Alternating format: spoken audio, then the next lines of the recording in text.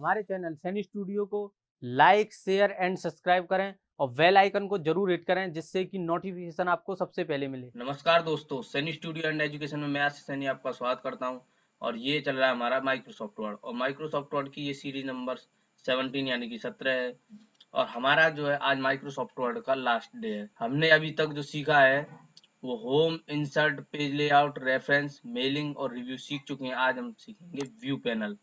तो view panel को आज हम पूरा खत्म कर लेंगे। और व्यू पैनल का आप मोस्टली यूज जो है रूलर, ग्रिड और थंबनेल वगैरह में ज्यादा यूज करते हैं। बाकी इसका और ज्यादा यूज है नहीं, लेकिन फिर भी मैं आपको इसको पूरा बता के चलूंगा जिससे कि आपको बाद में ये ना लगे कि हमें ये चीज नहीं आती है। इसलिए मैं इसको पूरी तरह आपको सिखा दूंगा।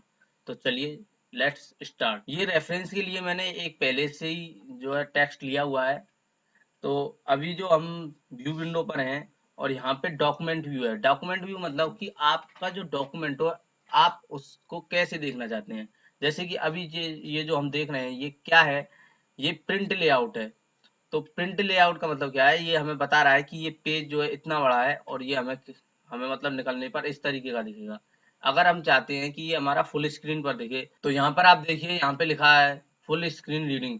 इसको फुल स्क्रीन बोलते हैं या रीडिंग पैनल भी बोलते हैं। जैसे ही आप इसको क्लिक करेंगे तो एक नया पैनल खुलेगा। चलिए देखते हैं। ये देखिए यहाँ पर एक नया पैनल खुल चुका है। जैसे आपकी बुक होती है ना, जैसे कि 2 पेजों में बिल्कुल एज इट इज खुल गई है अब ये। तो इसीलिए इसे रीडिंग पैनल भी बोलते हैं। अब ये देखिए एक बार में आपको 2 पेज बता रहा है। अब मान लीजिए आपको नेक्स्ट पेज पे जाना है तो आप कैसे जाएंगे, तो आप यहाँ देख सकते हैं, यहाँ पर ये एक पैनल है। इसमें क्या है, इसमें यहाँ पे नेक्स्ट और बैक का ऑप्शन दिया हुआ है। जैसे कि आपको नेक्स्ट पेज पे जाना है तो आप इस पे क्लिक कीजिए और ये देखिए नेक्स्ट पेज आ चुका है। और बैक में जाना है तो आप इस पे क्लिक करेंगे तो बैक पेज आ जाएगा। ठीक है, तो इस तरीके से आप प्रूफिंग रीडिंग कर सकते हैं। इस पैनल को क्लोज कर देंगे। अब आता है आपका वेब लेआउट। वेब लेआउट का मतलब क्या है, जैसे कि आप इंटरनेट पे किसी भी पेज को खोलते हैं तो वो आपको फुल स्क्रीन पर दिखाई देता है अगर उसके साइड में ऐड ना चल रहे हो तो ये बिल्कुल एज इट इज ऐसे ही दिखाएगा आपको। जैसे ही आप वेब लेआउट पर क्लिक करेंगे तो आप देख सकते हैं कि इसमें अब कहीं पे भी रूलर वगैरह या पेज का कट जो होता है कि यहाँ पर पेज एंड है या यहाँ से पेज शुरू है, ऐसे ऐसा कुछ नहीं है इसमें। देखिए यहाँ पे कुछ नहीं है। तो आप अगर वेब लेआउट देखना चाहते हैं तो ये लेआउट आप देख सकते हैं। नेक्स्ट आता है आपका आउटलाइन। आउटलाइन और वेब पेज में कोई ज्यादा अंतर नहीं है। इसमें क्या है, इसमें आप कुछ छोटी मोटी एडिटिंग कर सकते हैं आउटलाइन में। और इसमें जो है आपको एक पॉइंट जैसा दिखेगा। तो चलिए देखते हैं। इसमें जो पेज लेआउट है बिल्कुल उसी शेप में दिखा रहा है, यानी कि ये फुल पेज पे नहीं दिखाएगा आपको। और दूसरी बात क्या है कि इसमें जो यहाँ पे देखिए, यहाँ पे ये पॉइंट बार दिखा रहा है। इससे क्या है कि ये देखिए ये आपकी हेडिंग होंगी, ये प्लस जैसा कुछ है। अगर आप इनको मूव करेंगे तो ये देखिए यहाँ पे मूव हो रहा है। ये इस तरीके से आप इनको मूव कर सकते हैं आगे पीछे। और ये आपको जो है इसमें भी पेज का एंड नहीं दिखाई देगा। जैसे कि आपको वेब लेआउट में पेज का एंड नहीं दिखाई देता है, उसी तरह आपको इसमें भी पेज का एंड नहीं दिखाई देगा। चलिए हम नेक्स्ट चलते हैं। नेक्स्ट आता है आपका ड्राफ्ट। ड्राफ्ट में क्या है, जैसे हमारा वेब लेआउट है और आउटलाइन है बिल्कुल ऐसे ही दिखाता है, लेकिन इसमें ड्राफ्ट में क्या है, आपका जब जैसे यहाँ पे पेज एंड हो रहा है तो यहाँ पे आपको हल्की सी लाइन दिखाएगा जिससे कि आपको पता चल जाएगा कि यहाँ पे आपके पेज का एंड हो रहा है। तो हम करके देखते हैं। देखिए यहाँ पे हमारा कॉर्पोरेटिंग पे देखिए यहाँ पे पेज एंड हो रहा है। देखिए यहाँ पे आपको हल्की सी जो है ये यहाँ पे लाइन दिखा रहा है, आप ये देख सकते हैं। तो इसमें ड्राफ्ट में आपको इस तरीके से लाइन दिखाएगा, यानी कि ये भी बिल्कुल उसी तरह पेज लेआउट में दिखाता है, लेकिन आप जो है इसमें अपना पेज का एंड देख सकते हैं। ओके, तो चलिए हम प्रिंट लेआउट पे चलते हैं और नेक्स्ट चलते हैं। नेक्स्ट है आपका रूलर। जैसे कि मान लीजिए आपको पेज सेटअप करना है कि कितना ऊपर रखना है, कितना नीचे रखना है, क्या रखना है। तो आप यहाँ से रूलर लीजिए और यहाँ से अब आप जो है अपने पेज का ऊपर नीचे कर सकते हैं। जैसे कि आपको नीचे से और नीचे करना है तो आप छोटा कर सकते हैं पेज को, या ऊपर से भी आप इसको एडजस्ट कर सकते हैं। इसी तरीके से आप साइड में जैसे कि आपको इधर और चाहिए या आपको इधर ये पेज और खिसकाना है तो इसी तरह आप इसका यूज ले सकते हैं। यानी कि ये जो आपको लाइन इधर जो नंबर दिख रहे हैं ये स्केल, और ये वाला जो स्केल दिखाई दे रहा है, इन दोनों को हम कहते हैं रूलर। नेक्स्ट आता है आपका ग्रिड लाइन। ग्रिड लाइन क्या है, जो आपका मैटर है उस पे लाइन वगैरह दिखाएगा। जैसे कि आपने अभी इतना पेज लिया हुआ है और यहाँ पे काम दिखा रहा है तो इसको ये आपको ग्राफ में शो कराता है, तो इसको बोलते हैं हम ग्रिड लाइन। अगर आप इसको हटा देंगे तो यहाँ से हट जाएगा और लगा देंगे तो ये आपको दिखने लग जाएगा। नेक्स्ट आता है आपका डॉक्यूमेंट मैप। डॉक्यूमेंट मैप में क्या है, जैसे कि ये आपकी हेडलाइंस वगैरह जो आपको दिखाई दे रही हैं, ये मान लीजिए आपको शो करानी है कि आपके इसमें कितनी हेडलाइन है, तो आप डॉक्यूमेंट मैप पे जाइए और क्लिक कीजिए तो ये आपको दिखा रहा है कि अभी आप जो चल रहे हैं, आपका जो कर्सर है वो एक्नोलॉजमेंट पे है। अगर आप डिक्लेरेशन पर क्लिक कर देंगे तो डिक्लेरेशन पे आ जाएगा। तो ये आपको बता रहा है आपके इसमें 4 हेडिंग है। आपका जो डॉक्यूमेंट मैप है ये आपका काम करता है आपकी हेडलाइंस को दिखाने का। जैसे कि आपने रिज्यूम वगैरह बनाया हुआ है, उसमें स्किल्स वगैरह अगर लिखी हुई हैं तो उसमें आप इसका यूज कर सकते हैं। तो मैं इसे अभी हटा देता हूँ। नेक्स्ट आता है थंबनेल।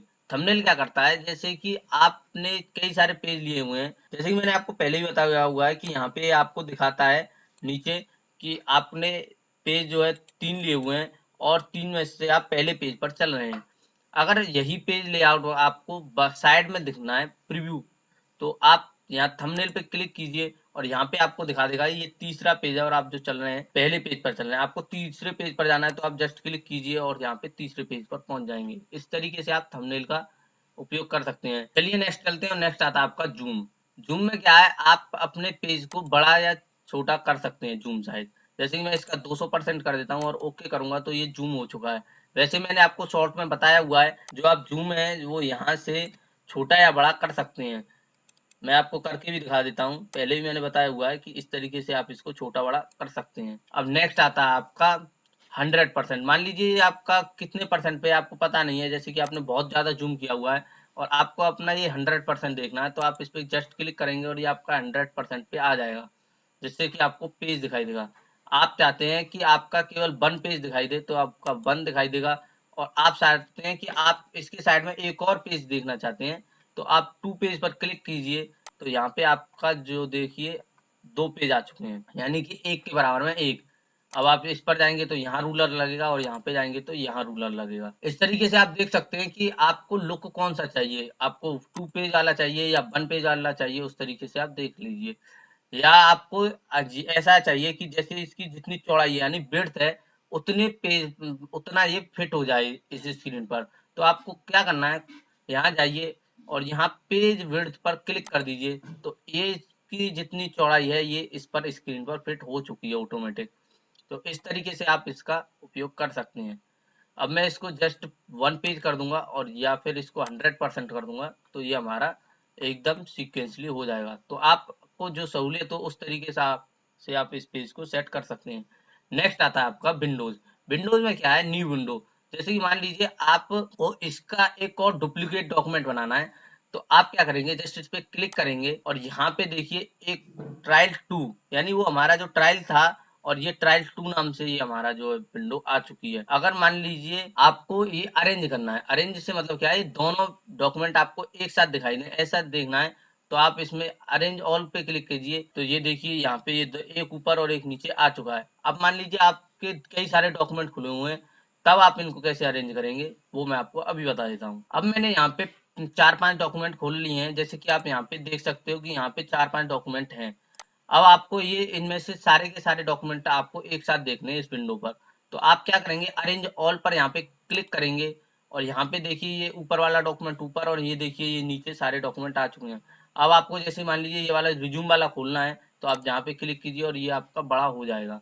तो इस तरीके से आप अगर दोबारा देखना चाहते हैं तो व्यू में जाइए, अरेंज ऑल कीजिए और ये देखिए ये ऊपर आ चुका है और बाकी सब जो है नीचे आ चुके हैं। तो इस तरीके से आप अरेंज ऑल का उपयोग कर सकते हैं। चलिए नेक्स्ट चलते हैं। नेक्स्ट है आपका स्प्लिट। स्प्लिट में क्या है, जैसे कि ये पेज आपको 2 पार्ट में बांटना है लेकिन इसका मैटर चेंज नहीं होना चाहिए।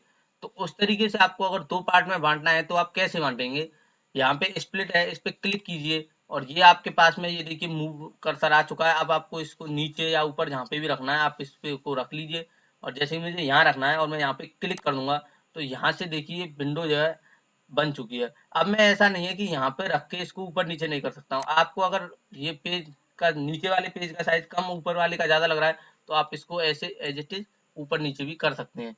अब क्या है, जैसे कि मैं ऊपर चलता हूँ और यहाँ पे देखिए मैन मैनेजमेंट लिख रहा है और मैं मैन मैनेजमेंट के आगे कुछ भी लिख देता हूँ, जैसे मैं सैनी लिख देता हूँ।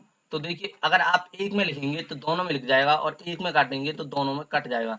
ऐसा क्यों है? क्योंकि ये दोनों आपस में कंबाइंड है, ये केवल आपको स्लाइड शो करने के लिए ही है। आप जैसे कि आपको ऊपर और नीचे अगर एक ही चीज को देखना है, आप सोच रहे हैं कि पेज में हमें ऊपर भी काम करना है और नीचे भी काम करना है एक साथ, तो उसके लिए ये आपका स्प्लिट मूव काम आता है। अगर आपको ये नहीं देखना है तो आप यहाँ रिमूव स्प्लिट पे क्लिक कीजिए और एज इट इज आपका पहले जैसा पेज हो जाएगा। यानी कि आप यूज में लेंगे या नहीं लेंगे, इससे आपके डॉक्यूमेंट पे कोई फर्क नहीं पड़ेगा, ये केवल आपका व्यू दिखाने के लिए है। नेक्स्ट है आपका view side by side. View side by side का मतलब क्या है? जैसे कि मान लीजिए आपको दो डॉक्यूमेंट कंपेयर करने हैं एक साथ, तो आप कैसे करेंगे? जैसे कि मान लीजिए मैं व्यू साइड बाय साइड पे क्लिक करूंगा, तो यहाँ पे ये पूछ रहा है कि किस वाले आप डॉक्यूमेंट के साथ में आपको अपना जो है कंपेयर करना है।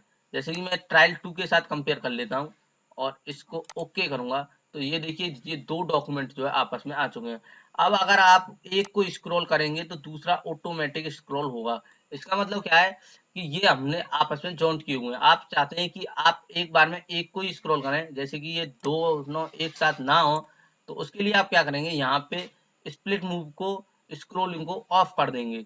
तो इसको सिंक्रोनाइज को हमने ऑफ कर दिया है और अब हम जब रोलिंग करेंगे तो ये आपका एक ही होगा, दोनों नहीं होंगे। चलिए नेक्स्ट चलते हैं। नेक्स्ट है आपका रीसेट विंडो। रीसेट विंडो से मतलब क्या है आपका, जैसे मान लीजिए आपने ये वाला पैनल इधर और ये वाला पैनल इधर कर दिया है, या ऊपर कर दिया है या नीचे कर दिया है, और आप चाहते हैं कि ये आपको दोबारा से वैसे ही दिखे जैसे पहले थे, तो आप क्या करेंगे, रीसेट विंडो पर क्लिक कर देंगे और ये देखिए ये दोनों की दोनों आपस में जैसे पहले थे उस तरीके से आ चुके हैं। यानी रीसेट विंडो क्या काम करता है, आपने अपनी विंडो को मूव कर दिया है तब भी ये आपको कंपेयर विंडो में दिखा देंगे।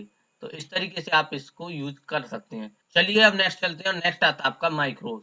माइक्रोज का उपयोग हम कैसे करते हैं?